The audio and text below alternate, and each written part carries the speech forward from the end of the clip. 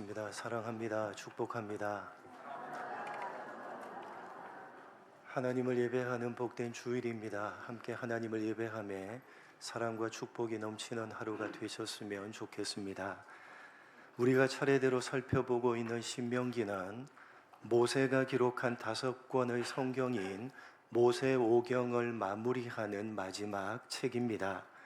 원래 히브리어로 된 성경에는 그 제목이 드바림, 말씀들이라고 되어져 있습니다.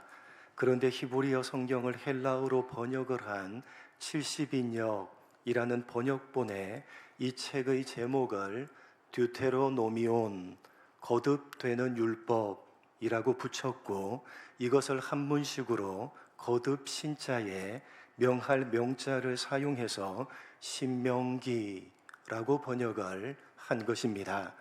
거듭 명령한 말씀이라는 뜻입니다.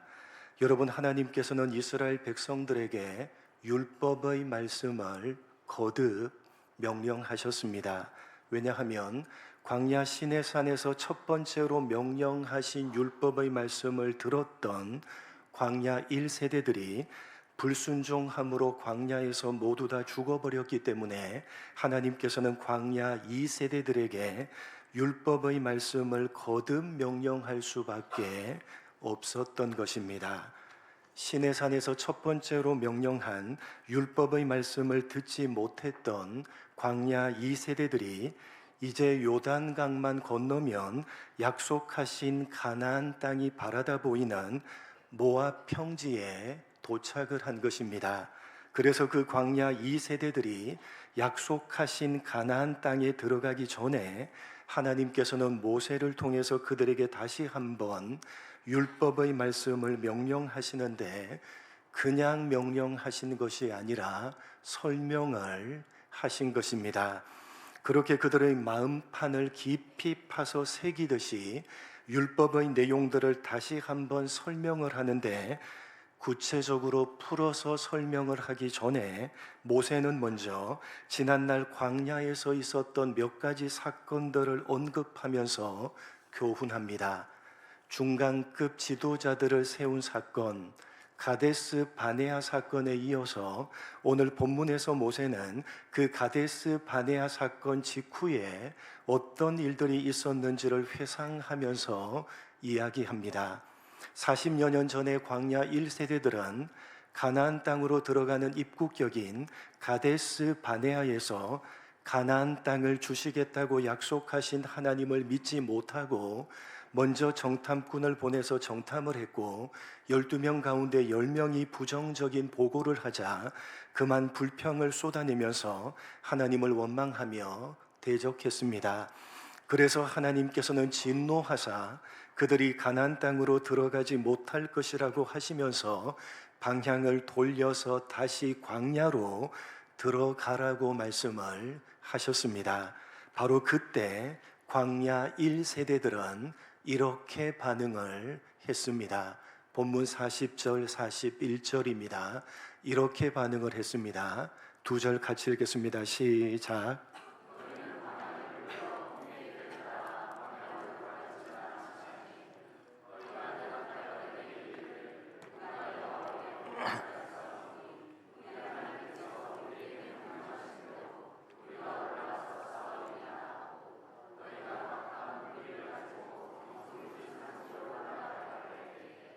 방향을 돌려서 다시 광야로 들어가라고 말씀을 하시자 저들은 자신들이 하나님께 범죄했으니 말씀하신 대로 올라가서 싸우겠다고 하면서 각각 무기를 들고 가나안 땅으로 들어가려고 했습니다. 그런데 하나님께서는 그렇게 하지 말라고 저들을 막으셨습니다. 본문 42절로 46절입니다. 한 절씩 교독합니다. 여호와께서 내게 이르시되 너는 그들에게 이르기를 너희는 올라가지 말라, 싸우지도 말라, 내가 너희 중에 있지 아니하니 너희가 대적에게 패할까 하노라 하시기로.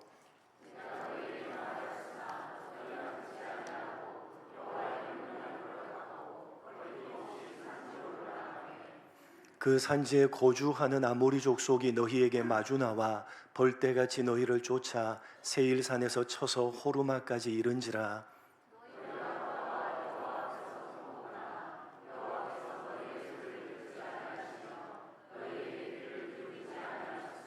같이 읽겠습니다. 너희가 가데스에 여러 날 동안 머물러나니 곧 너희가 그곳에 머물던 날수대로니라. 하나님께서는 내가 너희들과 함께 하지 않으니까 대적에게 패하게 될 것이라고 경고하시면서 올라가지도 말고 싸우지도 말라고 하시며 그들을 막으셨습니다. 그러나 저들은 하나님께서 하신 경고의 말씀을 무시하고 거리낌 없이 가나안 땅으로 올라가 버렸습니다. 그 결과가 어떠했습니까?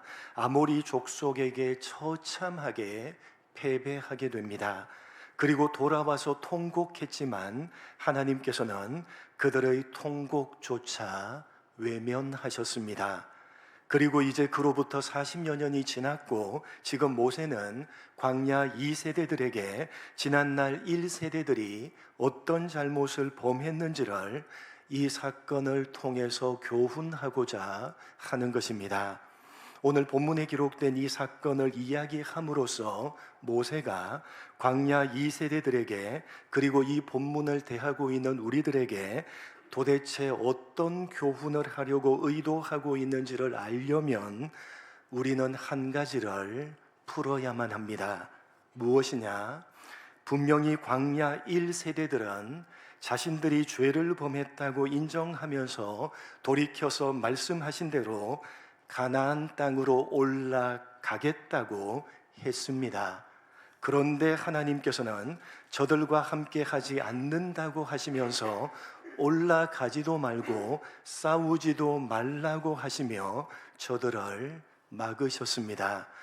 도대체 왜 그렇게 하신 것이냐 하는 것입니다. 여러분 생각을 해보십시오. 물론 광야 1세대들은 가나안 땅을 주시겠다고 하신 하나님의 약속의 말씀을 믿지 못했고 올라가서 가나안 땅을 차지하라고 하신 하나님의 말씀에 순종하지 않았습니다. 그래서 하나님께서 진노하셨습니다. 그러자 저들이 어떻게 했습니까? 자신들이 하나님 앞에 죄를 범했다고 인정하면서 돌이켰습니다. 돌이켜서 올라가서 가나안 땅을 차지하라고 하신 하나님의 말씀에 순종하려고 했습니다. 그런데 이상하게도 하나님께서는 저들을 막으셨습니다. 경고까지 하시면서 아주 단호하게 막으셨고 처참하게 패해서 돌아와서 하나님 앞에서 통곡까지 했지만 그것마저 외면하셨습니다. 왜 그렇게 하신 것이냐? 어떤 사람들은 저들이 2번 연속으로 불순종한 것이라고 해석을 합니다. 처음에는 하나님께서 올라가서 차지하라고 말씀하셨는데 그 말씀에 불순종했고 그 다음에는 방향을 돌려서 다시 광야로 들어가라고 말씀하셨는데 또다시 불순종했다는 것입니다. 그때 주시는 말씀에 즉각 순종을 해야 되는데 그렇게 하지 않았다는 것입니다. 순종에도 타이밍이 있는데 그 순종할 타이밍을 놓쳐버리고 뒤늦게 순종을 하려고 하다가 그만 2번이나 불순종해 버렸다는 것입니다. 그러나 여러분, 돌이켜서 뒤늦게 순종을 하는 것이 도대체 왜 잘못입니까? 돌이켜서 뒤늦게 순종하는 것이 도대체 왜 잘못입니까? 그러면 하나님께서는 말씀하실 때 즉각 순종해야지만 기뻐하시고 돌이켜서 뒤늦게 순종을 하는 것은 기뻐하지 않으시는 것입니까? 만약 그렇다면 회개라고 하는 것이 도대체 무슨 의미가 있겠습니까? 회개란 돌이킬 회자에 고칠 개자를 써서 돌이키고 고친다는 것인데 즉각 순종하지 못하고 불순종했기 때문에 뒤늦게 돌이키고 고치는 것 아닙니까? 여러분, 분명히 광야 1세대들은 자신들이 죄를 범했다고 하면서 뒤늦게라도 돌이켜서 말씀에 순종하려고 했습니다. 그런데 하나님께서는 받아주지 않으시고 막으셨습니다. 왜요? 순종에도 타이밍이 있는데 그 타이밍을 저들이 놓쳤기 때문이 아니라 저들이 죄를 범했다고 하면서 돌이켜서 말씀에 순종하려고 했던 것에 무언가 문제가 있었기 때문입니다. 만약에 광야 1세대들이 정말 돌이켜서 뒤늦게라도 말씀에 순종하려고 했던 것이 맞다면 하나님께서는 그들에게 다시 한번 기회를 줬을 것입니다. 그러나 하나님께서는 그들에게 두 번 다시 기회를 주지 않으셨습니다. 왜냐하면 저들이 자신들이 죄를 범했다고 하면서 말씀에 순종해서 가나안 땅으로 올라가려고 했던 것에는 저들의 불순한 의도가 담겨져 있었기 때문입니다. 무엇이냐? 이해를 돕기 위해서 사무엘상 4장을 한번 보도록 하겠습니다. 사무엘상 4장 1절로 4절입니다. 한 절씩 교독합니다. 사무엘의 말이 온 이스라엘에 전파되니라. 이스라엘은 나가서 블레셋 사람들과 싸우려고 에베네셀 곁에 진치고 블레셋 사람은 아벡에 진쳤더니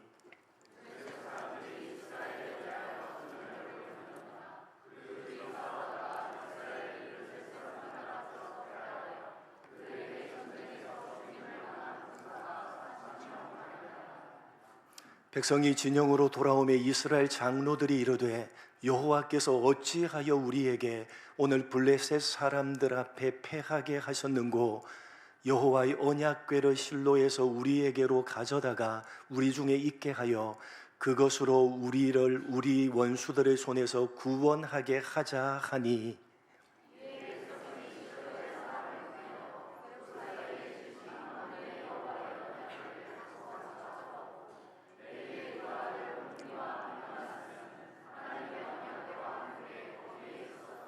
이스라엘이 블레셋과의 전투에서 4,000명 가량의 전사자를 내면서 대패를 하자 나름대로의 대책을 세웁니다.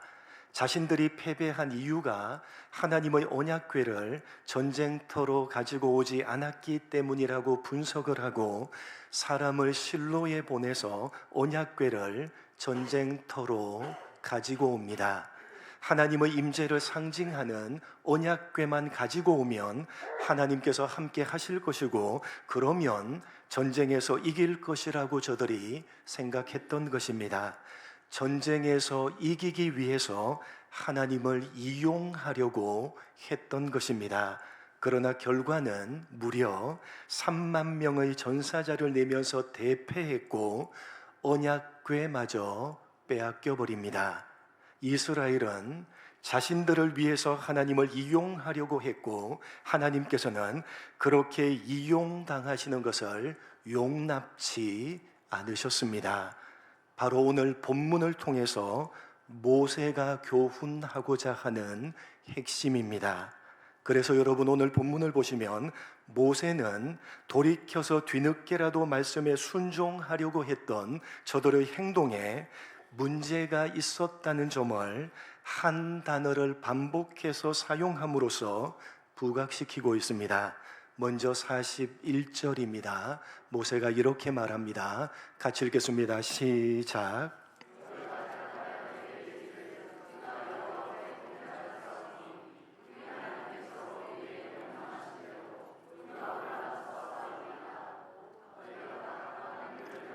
경솔이 산지로 올라가려 할 때에 모세는 40여 년 전에 광야 1세대들이 자신들이 죄를 범했다고 하면서 돌이켜서 명령하신 대로 싸우겠다고 가나안 땅으로 올라가려고 했던 것이 저들의 경솔한 행동이었다고 지적하고 있습니다.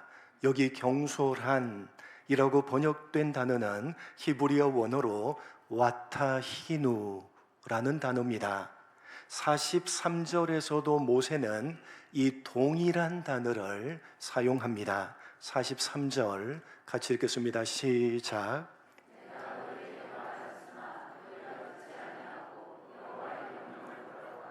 거리낌 없이 산지로 올라가매. 하나님께서 경고까지 하시면서 막으셨지만 그럼에도 저들은 가나안 땅으로 올라갔는데 모세는 거리낌 없이 저들이 올라갔다고 지적하고 있습니다.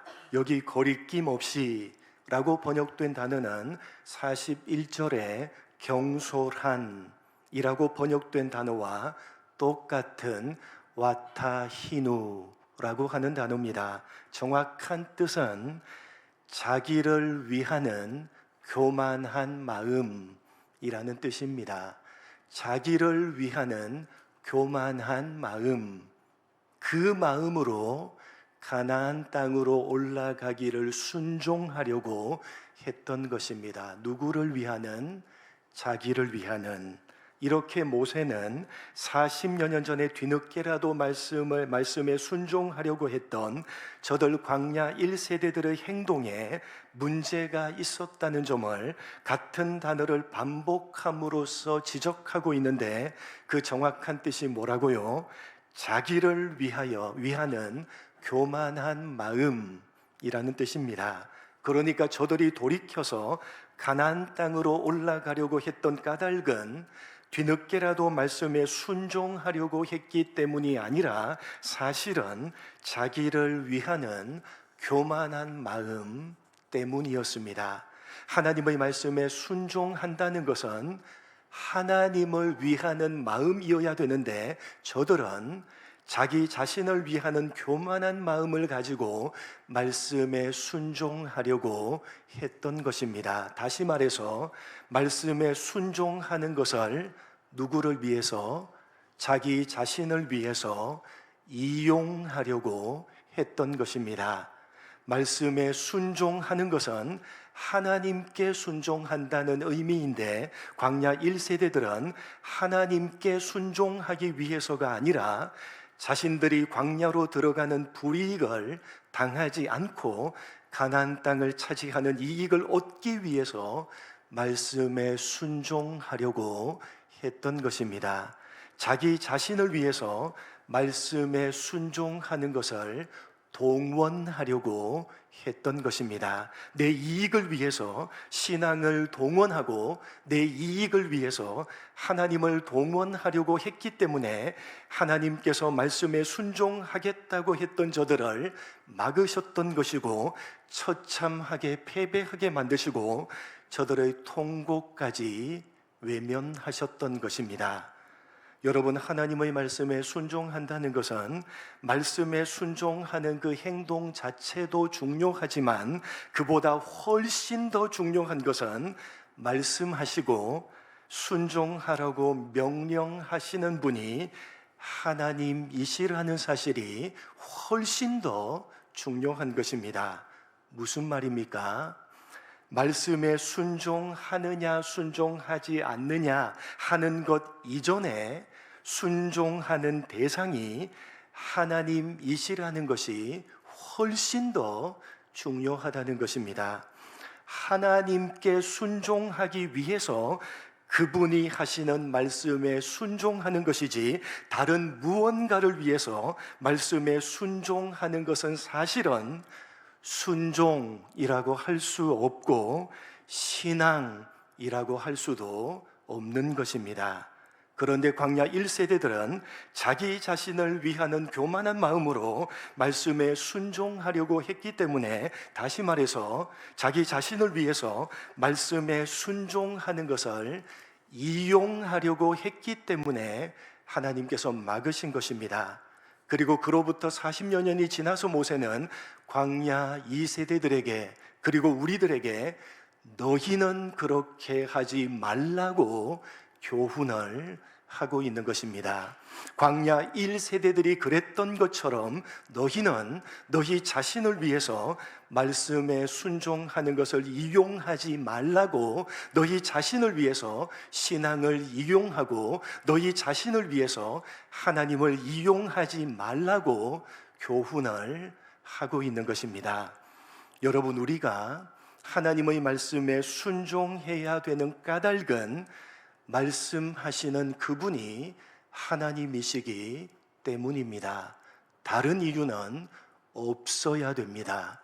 여러분, 우리가 하나님의 말씀에 순종해야 되는 까닭은 말씀하시는 그분이 하나님이시기 때문입니다. 순종이란 글자 그대로 순순히 따르는 것이기 때문에 나에게 이익이 될 것 같은지 아니면 손해가 될 것 같은지 계산하고 따져서는 안 되는 것입니다.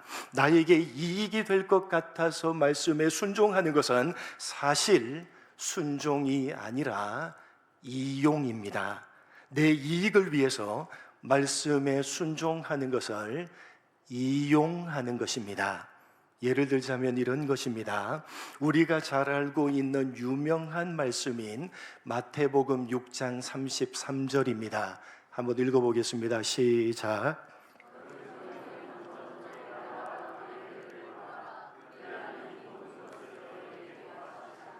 여러분, 우리가 잘 알고 있는 유명한 말씀, 여러분 이 말씀을 보실 때 여러분의 시선은 어디를 향합니까?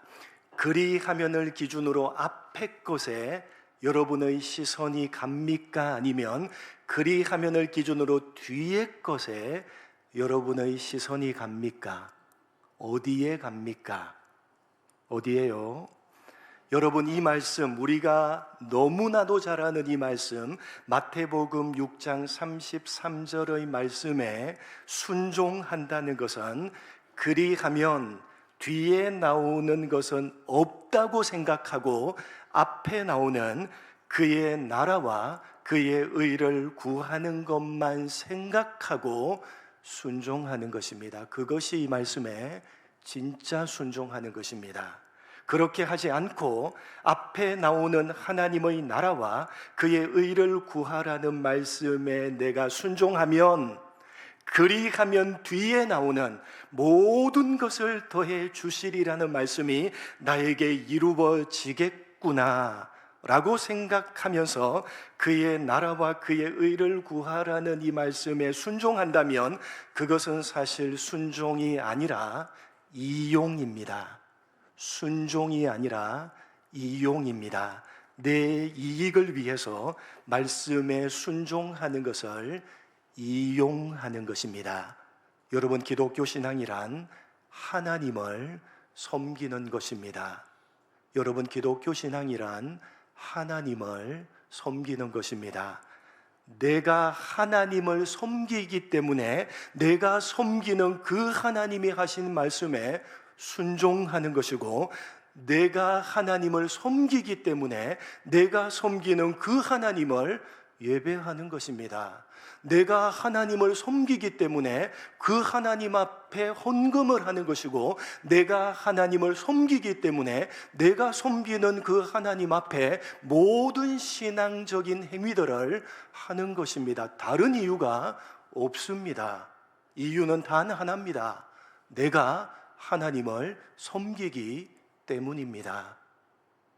여러분, 여러분의 신앙은 순종입니까? 아니면 이용입니까? 여러분은 하나님을 섬기기 때문에 모든 신앙적인 행위를 하고 계시는 겁니까? 아니면 다른 이유나 어떤 다른 목적이 있으신 것입니까? 절대로 다른 이유나 다른 목적이 있어서는 안 되는 것입니다. 그건 순종도 아니고 신앙도 아닌 것입니다. 이용입니다. 나 자신을 위해서 하나님을 이용하고 나 자신을 위해서 신앙을 이용하고 말씀에 순종하는 것조차 나 자신을 위해서 이용하는 것입니다.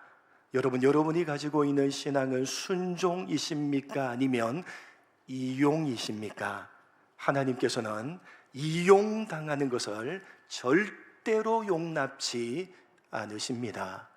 하나님께서는 우리에게 이용당하는 것을 절대로 용납치 않으십니다. 물론 교회에 다닌 지 1년, 2년, 3년 안쪽에 있는 아주 신앙이 어린, 아주 어린 아이 신앙이라면 하나님이 몇 번쯤은 용납해 주실 수 있으실 것입니다.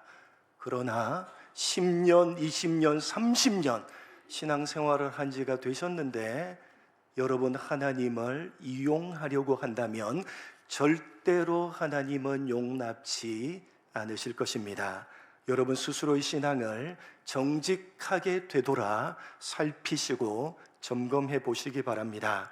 여러분의 신앙은 순종이십니까? 아니면 이용이십니까? 여러분 자신을 위해서 하나님을 이용하려고 하지 마시고 머리를 굴리면서 계산하지 마시고 여러분이 섬기시는 하나님께 순종하시기 바랍니다. 순종하시기 바랍니다. 그러시면 하나님께서 어련히 알아서 해주지 않으시겠습니까? 그렇게 믿음이 없으십니까? 여러분이 하나님을 섬기기 때문에 내가 섬기는 그 하나님께 순종하면 하나님께서 알아서, 어련히 알아서 해주지 않으시겠습니까? 믿음을 가지시기 바랍니다. 여러분 더 이상 이용이 아니라 순종으로 하나님을 섬겨가시는 여러분 모두가 되시기를 주님의 이름으로 간절히 축복합니다. 하나님 아버지, 오늘 모세가 지적하고 있는 이 말씀 앞에 우리 자신을 세우며 정직하게 우리의 신앙을 되돌아 살피며 점검케 하여 주시옵소서. 우리가 가지고 있는 신앙은 순종입니까? 아니면 이용입니까? 하나님은 절대로 속지 않으시고 하나님은 절대로 이용당하는 것을 용납치 않으신다는 사실을 가슴 깊이 새기게 하여 주옵소서. 더 이상 이용이 아니라 순종으로 하나님을 섬겨가는 우리 모두가 될 수 있도록 은혜 베풀어 주옵소서. 감사하오며 예수님의 이름으로 기도드립니다. 아멘.